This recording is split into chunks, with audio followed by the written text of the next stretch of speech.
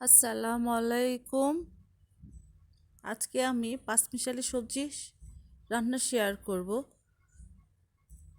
প্রথমে আমি তেল দিব, তেলের মধ্যে পেঁয়াজ দিব, চিংড়ি মাছ দিব, 1 চামচ লবণ দিব, কাঁচামরিচ দিব, 1 চা চামচ ধনিয়ার গুঁড়া দিব, 1 চা চামচ হলুদের গুঁড়া দিব, 1 চা চামচ মরিচের গুঁড়া দিব, দিয়ে কিছুক্ষণ নেড়ে নিব।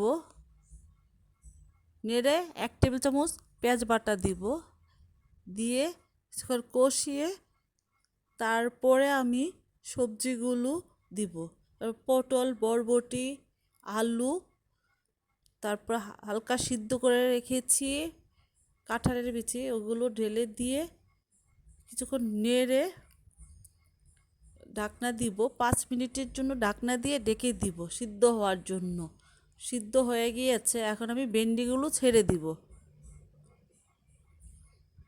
ভেন্ডিগুলো সিদ্ধ হওয়ার জন্য কিছুক্ষণ রেখে দিব। সিদ্ধ হয়ে গেলে তারপরে আমি বেগুনগুলো দিব।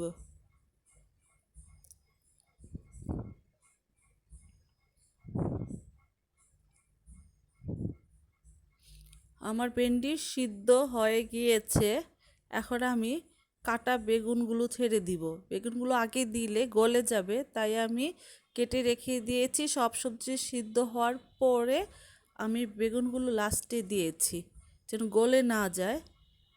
এখন কিছুক্ষণের জন্য রেখে দিব চুলায় সিদ্ধ হওয়ার জন্য।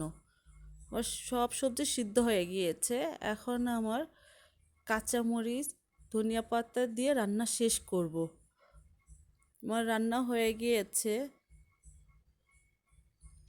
এই সবজিটা গরম গরম ভাতের সাথে, রুটির সাথে খুবই মজা।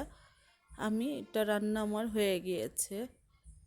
পাঁচমিশালি সবজি রান্না খুবই টেস্টি।